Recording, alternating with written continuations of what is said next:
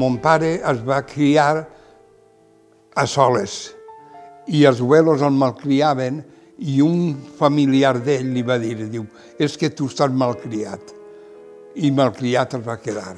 I jo vaig a començar quan tenia 22 anys, un poc més. Vaig emprar 1.500 pessetes al meu cunyat en Guix, Antonio en Guix. I al mes ja li les havia tornades perquè tenia feina i ho havia tornat. Ma mare i jo érem els que manejàvem. Després, al casar-me jo, la meva dona. Tots posaven la mà per anar bé. O sigui, tots tenien que fer alguna cosa perquè el jornal entrara. Després estava al bar de Quico del Vi, estava jo, estava el baret, que també el van obrir entonces, coses així. I un que n'hi havia xicotiu, que servia en el mostradoret mirant a la mar, on estava l'antiga pesqueteria, que era a casa la tia Pàmpola.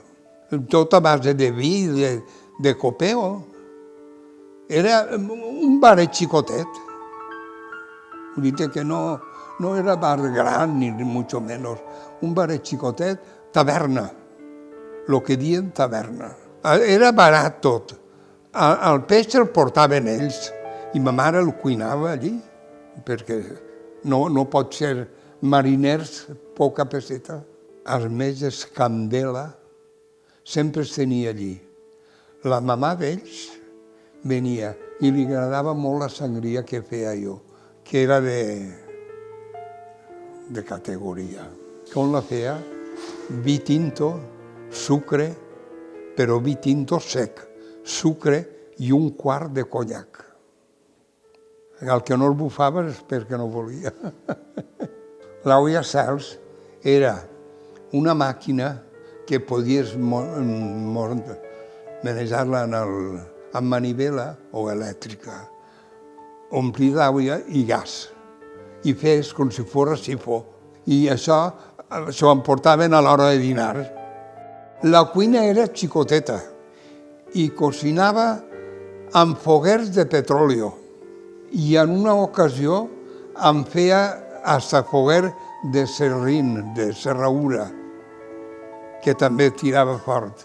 I feia llandetes i coses d'aixes. Va haver una època gran que s'ajuntaven tots els metges de Dénia. Trèiem les taules allí, se va fer el sopar. Antonio, compra'm un mero. Com anàvem un mero, ma mare els partia en el mero i feia el sopar. Però vull dir que hi havia molta entrada i molta eixida de personal. Els despenjaven del centre i venien i sopaven allí. Allí tot era una amistat, el que hi havia. Fulano de tal, no sé quantos, tots amistats, tots coneguts. De la punta del Raset fins al carrer Pont, tots eren, com aquell que diu, una família, tots eren coneguts. Molts d'estrangers, molts. I els estrangers es vaig acostumbrar també a que cada un comprara el peix. Es compraven el peix, el portaven, i com tu t'ho vas comprar, tu, pagaven la faena.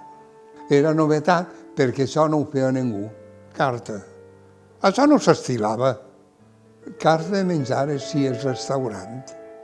Però una taverna entre el que vol, es fa 2 gots de vi o 4. Antes es diuen tavernes, avui es diuen barets.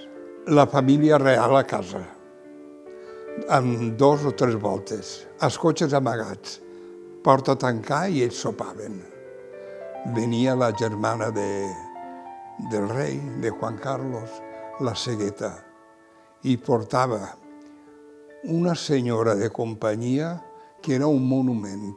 Sopaven allí, volien les servilletes de paper i tot a base de marisc.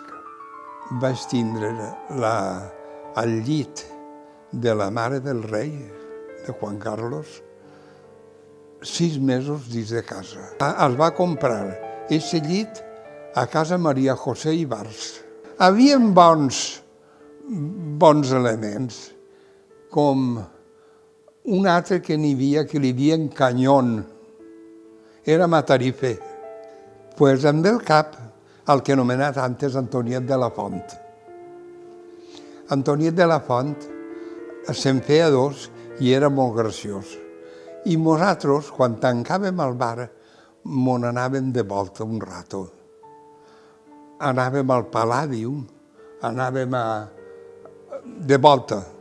I una nit me s'ocorrís, venint pel port, cap a casa, abaixar els pantalons i cantar-los una cançó que cantava un artista quan anava a Rosaleda, però en el pantaló catxat.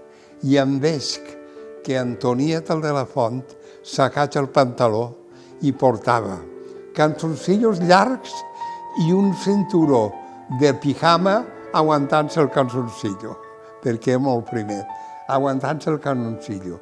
Jo que me'l veig, jo anava en tàngar d'eixos i aquell anava en el cançoncillo. I coses així, sí n'ha passat. Quan vaig agarrar la taverna, el mostrador estava, quan entres per la mar, a l'esquerra, i després el mostrador estava a la dreta, tot diferent. Vaig fer la reforma de tota la casa i és que va quedar un baret. Me'l va dissenyar un amic meu que era basco i el bar me'l va fer com si fos un camarot de barco. La porta de la mar de ferro, amb ventanilla. Dins un tablero redó que formava dins el reservado. Va fer un baret, la gràcia. Pues anaven a muntó. I allí veies de tot. Menys els plats de taula veies de tot. Entraves a servir i sabies el que t'havies d'encontrar. Jo comprenc que és pesat, l'hostaleria, però és el que més m'ha agradat tota la vida. Si no t'agrada, no faràs res en l'hostaleria. T'ha d'agradar molt, que és l'important, tindre voluntat d'estar allí. No perquè no hi ha personal ara, tancar i anar-se'n. I demà obrir. Tancant i obrint no, tens que estar les hores. Nosaltres mos ajuntàvem dia de Nadal. Jo eixia del bar, me n'anava a casa la meva germana, que dinaven tota la família, i només en l'última cullera jo a obrir el bar. Ma mare, ara, Antonio, a obrir. Aquestes coses. Es necessita voluntat a muntó.